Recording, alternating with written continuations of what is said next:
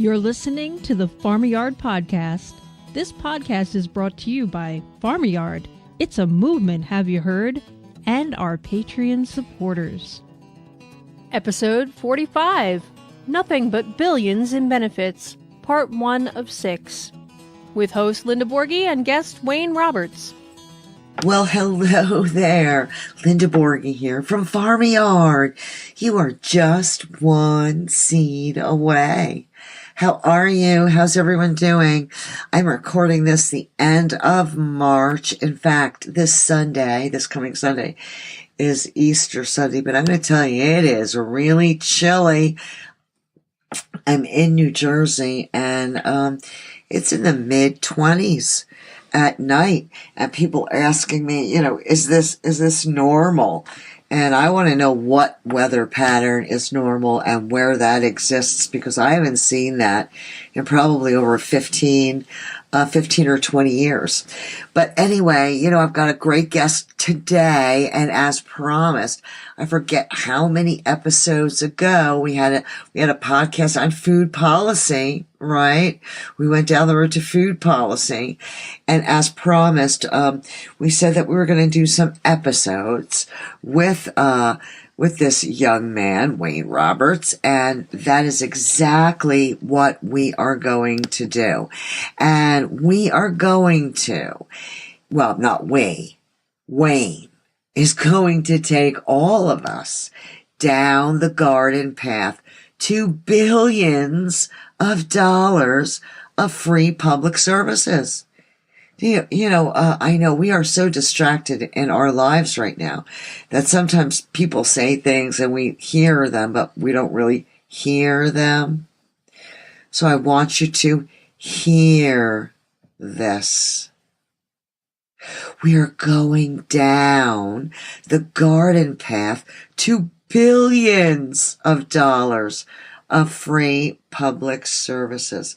So without any further ado, let's bring in the billions of dollars, Wayne Roberts. Bring it on, honey bunches of oats. Well, great to talk with you, Linda. Thanks very much for pumping me up in the morning. So, thanks for coming, my dear. I mean, Wayne's going to give us 30. We're going to have 6 episodes. We're going to do 5 an episode. 30 benefits. So pay attention and don't worry about taking too many notes, because we will have the entire written transcript along with the hard links. We'll have that in the show notes for you at the end. So take it away, Wayne. Thanks very much, Linda. So I think you and I have the same inspiration here, which is we want to harness the energy and goodwill of individual gardeners, and we can multiply the individual garden, the power of one that an individual garden has, times 50 million, because that's how many serious food gardeners there are in North America, and really make some incredible community benefits happen. Yeah. And I think when people have thought about gardening in the past, we've thought personal hobby, and I do it in my private backyard, and that's true. And you have your own delicious meal with it, but it's also true at the same time that gardening creates community benefits to someone who hasn't seen your garden, hasn't walked in your garden, hasn't eaten anything from your garden, getting billions of dollars of public community benefits in that. And so I want to go through what that is. And when you understand how big the picture is, I'm hoping that I'll get it up to $10 billion by the time we finish the series. I'm going to do $3 billion today with the first 5. We'll see, wow, this is something that is really in the public interest. It's really for the public good. And we need to have a little bit of government support like they usually do with things that are public good. So right. That's how I'd like to change the conversation about gardening. And gardeners can stand proud, as it were, when they get up from kneeling off the ground about exactly how much they're contributing to the public good. Most definitely. So to start with, I think almost everybody knows how much food we waste in North America. And the standard estimate in the U.S. is $160 billion worth of food waste a year. And in Canada, it's $31 billion a year. That's almost $200 billion a year that's basically thrown down a pit. And that's the beginning of the story, but it actually costs us money to throw it down the pit. And the estimate in the U.S. is that a landfill costs about $50 a ton. That's the cost of the truck that comes around to pick it up, haul it off to the landfill, and the cost of building a landfill and staffing a landfill while it's maintained. And so in the U.S., that comes to 60 million tons of food are thrown down the sinkhole. And it costs $50 a ton. That comes to $3 billion. And we can save the better part of that through the magic of composting. I love compost. I'm going to tell you, I'm 63. I was married for close to 25 years. I'm really not looking to ever get married again. But if compost is available, I want to be right number one on that list. Well, in 2000, I'm going to tell you something even funnier. Get a load of this, Wayne. 2007, when I moved to the Hudson Valley in New York State to become an urban farmer, right? I was nominated to go into Who's Who in Orange County. You have to be nominated to get in this magazine once a year, right? I was nominated in the category of manure. I do not believe there were any runners up. But that's how much I love compost. Go right ahead, my dear. Sorry for interrupting. Okay, so if anybody wants to make a marriage proposal to you, they got to mention the fact that I'll be a good composter. Or they've got a lot of compost on hand. One or the other. Now, the magic of compost is that there's a certain ratio of things. So you have what are called food scraps, which is sometimes referred to as green materials, but it has to be balanced for every, let's say, 5 inches of, or for every inch of green material, you need to have 30 inches of what are called brown material, which could be leaves that have fallen off the tree in the fall. Could be cardboard, could be brown paper bags or brown serviettes. You need 30 items of brown for every item of green. So when you're composting, you're not only getting rid of your food scraps and keeping it out of landfill, which is 60 million tons of landfill, but you're also keeping approximately the same amount out in cardboard, brown paper bags, fall leaves that are normally picked up by the waste department all throughout the spring, summer, and fall. So just think about how much sawdust waste there is, or how much wood chip waste from Christmas trees, and all of that can be kept out of landfill and put to good use to create new growth of food through compost. So that's the first huge saving. If we could, in my opinion, for a fraction of the cost of $50 a ton, cities can provide gardeners with high quality composters. If they're seniors or people who have some physical disabilities, they can provide them with city staff who can come around and teach them how to do it and occasionally give them a hand. Or maybe you can have environment days in a city when there's wood chips that the city needs to get rid of, and you can donate them for free to gardeners for their compost. We're going to have $3 billion worth of savings potential there. And I would like to shout out to the city of Orlando, Florida. Kudos to you, Orlando. Orlando has a composting program within those city limits. They will give you a bucket. You put the waste in, and they pick it up and give you an empty. I mean, kudos to you. But some cities are catching on. Thank God, right, Wayne? Well, I often say the slogan of government is no good deed goes unpunished. Okay. And yes. we subsidize bads instead of subsidizing goods. And so the point is, what can we do to encourage good behavior and reinforce it? Yeah. So my second benefit is, again, part of what happens after you've got rid of the garbage, it's away from the curb and off your mind. It's still continuing to do a lot of harm. And the greatest harm is this, that when your food scraps go into the garbage dump, then someone's pouring old cement blocks or whatever else goes into landfill on top of it. And so there's no oxygen that gets access to your food scraps. And when it rots, instead of giving off carbon dioxide, it gives off methane. Methane is sort of approximately what we would consider to be natural gas, but it has to have 25 times more damage in terms of global warming emissions than carbon dioxide. Like, that is a huge boost.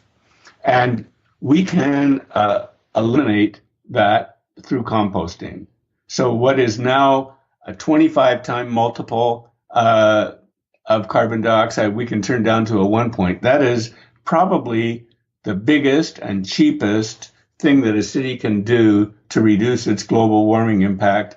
It has about, depending on the size of the city, a very moderately sized city can have the impact of taking 5,000 cars off the road in terms of air pollution. So what would be a moderate sized city? So the listeners, people or something. How many? Because sometimes you're going in and out. How many people? So about 50,000 people, I would call a moderately sized city. So 50,000. No, 750,000 people, not a million people. 750. Okay, gotcha. Yeah. Gotcha. Okay. So we probably have easily, 50 cities like that that are bigger than that in North America. So it's taking it has the equivalent of taking a lot of cars off the road in terms of air pollution. And somewhat related to that, the food scraps are referred to as wet waste, and that's because they still have lots of moisture in them. And when your old carrots that never got eaten are rotting, they're giving off water. That water is dripping through the landfill site. It's picking up stuff from batteries that somebody tossed into the landfill and also rusting metal and all sorts of other things. And it produces what is called leachate, which is highly toxic. And cities do what they can to prevent that from leaking out, but eventually the water finds a way out, as everyone knows. Whatever you do to try to keep moisture out, it somehow gets in. And that becomes toxic pollution in our water table and our waterways.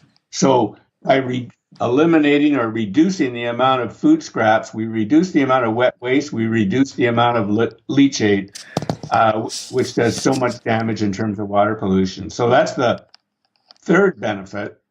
Does that make sense to you? Sure does. And what kind of number are we putting on that one? Well, you know what? It all depends on how you would calculate it. But if you calculated it in terms of the impact of water pollution on people who are drinking the water, because most of us get our water from lakes and rivers that are close to our cities. We're not getting it from groundwater. That's a lifelong toll on your health. Or if you looked on it as what it does in terms of destroying a fisheries in your lake or a river near you, that's another way of calculating it. I call that a soft benefit. I'm not going to put a dollar benefit on it, but I think everybody can imagine it's costing them money as well as doing something wrong to the environment. Most definitely. And there just was a publication which I've got in the show notes that talks about plastic reduction in the nutrients in food. If you think about how many nutrients our parents or grandparents got in the 1940s when they ate an apple or an orange or a pea or a carrot, they got about 3 times the nutrients that we would get from eating the same food today. And there's 2 main reasons for that. difference, which is a catastrophic decline, a catastrophic increase in the amount of food you have to eat to get the same nutrient value as our grandparents got. There's two reasons for it. And one of them is that breeders who make seeds have been trying to breed for maximizing the yield or maximizing the resistance to pests, and they've not been designing seeds so that they maximize the nutrition benefit. But the main reason is that the quality of the soil has declined. The soil, that is correct. The quality of not in the soil cannot be in the carrot or the apple or the orange. Absolutely. And that's happened because commercial agriculture, we just keep plowing year after year. Every time we're doing it, more of the topsoil is eroded, and chemical fertilizers are put in instead of natural fertilizers. Well, gardeners are putting in compost, which is a rich way to bring your soil back to life, and it gets more of the nutrients that our parents and grandparents had in the 1940s. So that's a huge impact on public health, and the reduction of chronic disease from poor diets. So we're getting the full load that we need, not just us as individuals, but our children, people in old age homes are getting food delivered from gardens that are nearby. So it's a huge benefit to the general public. Again, I'm not going to put a dollar value on it, but you don't have to think too much of all the people who are suffering from a chronic disease, how much that costs the medical system, how much it costs the general public, and think, wow, we can control a good chunk of that through proper nutrition.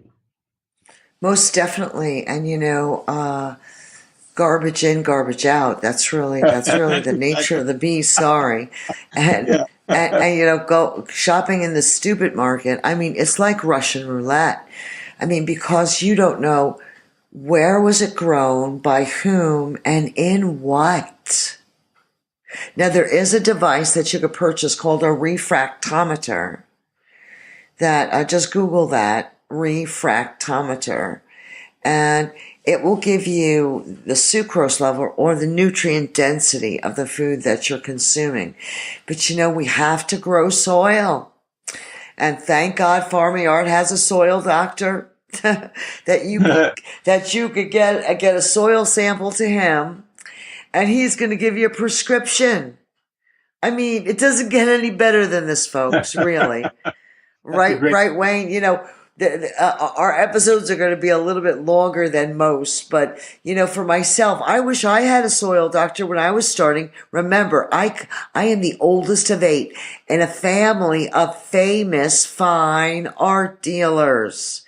No one taught me about the power of the zucchini or how to grow a kohlrabi. No one. They didn't paint that picture for you. They did not. They did not paint that picture. So it's so funny. Can I get to my fifth benefit, actually? Have we got time to do that? We do. Okay. So the fifth one is that when you produce soil, part of the beauty of soil is it not only feeds us healthier food, but it also draws material from the atmosphere. It's famous for drawing down two things. One is nitrogen. So when you grow clover and other crops, they draw down nitrogen from the atmosphere and take it into the soil. And the other thing they do is they draw down carbon from the atmosphere and put it in the soil. And then later they put it in the tree that grows on the soil. So that's called drawdown. And many people believe that we can actually control global warming or control it getting worse. Think of all the floods and storms that people think have been related to global warming by drawing down more of that carbon to the soil where it belongs. There's a saying about garbage that there is no such thing as waste. There's just resources we put in the wrong place. Yes. Food scraps into the landfill. It's not going into the soil. We're putting the wrong place and not the soil the chance to renew itself every generation of its use. and we're putting creepy crawlies and worms and other good things into the soil who are adding enrichment and nutrients to the soil that gets translated into our food. So that's the deal that I think we're going to see. It's got one hard benefit you can easily measure. That's $3 billion it costs every year to dump $160 billion worth of food waste. And then the others are soft benefits. Everyone can agree they would have an economic value, but very hard to put it on. Well, soft, hard, what we know is that if we don't, number one, start to deal with waste, we're in trouble because we are really very wasteful society. We are not frugal. We're not frugal. I mean, to think that upwards of 50% in some cases of all the food grown is thrown in the garbage. I really truly believe that it's because you didn't grow it. Because if you took that tiny little basil seed in your hand, you know what I mean? Teener wiener, basil's really tiny, and you plant that and you water it and then you harvest it, I guarantee you that you're not going to throw any of it away because you've gone through the process with it. And we really have to start to go through that process again. We have to reconnect to the earth beneath our feet because really, honest to goodness gracious, we worry about so many things. We worry about pensions and retirement and vaccines and food. But nobody's worried about the earth beneath our feet. Without that 6-inch layer and the fact that it rains, it's over, Dover. Seriously. Honest to goodness, Mr. Gallagher and Mr. Sheen. That's what my grandmother used to say. I don't know who those two people are. Grandma, why didn't you tell me who they were? But we have to focus, and we are talking about a garden path of billions of dollars. So Wayne is going to teach us, and then when we're all done, we're going to go to our communities, our towns, our cities, and we're going to demand, just like these kids are demanding right now, that they have a right to not have to worry about being gunned down in a school, right? Or women demanding that they have a right to not be sexually assaulted. I mean, if we keep on demanding our rights, our right for good food, right? Then perhaps it won't turn into Sodom and Gomorrah or, Rome or, just history, right, Wayne? We just have to look to history. Oh, mama me. So that's a very eloquent way to finish it off and get ready for our next one, which I'm going to talk about how we can save approximately the same value, $3 billion wasted on landfill on water that we waste with good gardening practices. Water, I gotta tell you, 40% of the drinking water on the East Coast goes to water lawns. And I've taught in 5 African nations, Sierra Leone being the first, And I know people personally through teaching them online, you develop a relationship. I know people that will never see a clean drinking water supply in their lifetime. And we are watering something that we cannot eat. I will include in the show notes a YouTube video that's called Your Yard is Evil. Oh, thank you so much, Wayne, for taking this time for us. Thank you for all your enthusiasm. Thank you so much for educating us, and we can hardly wait for episode 2. Great. I can't either. Okay, that's wonderful. Thank you, everyone, for listening. We really appreciate your support. Please download the podcast, subscribe, comment, make some comments, And I want to shout out to all of our Patreon supporters. How in the bejesus could we do it without you? I mean, this is my full-time job. All of the information is free. If you weren't putting some money in the cup every month, I wouldn't be able to buy the things that I need to keep this movement going. So thank you so much. I will see all of you on the flip side. And until then, go farm your yard. This podcast is community supported. We thank everyone for tuning in, and a special thank you goes out to all our Patreon supporters. If you enjoy our content, please subscribe and share. You can help support us through Farm Yard, all one word, on patreon.com.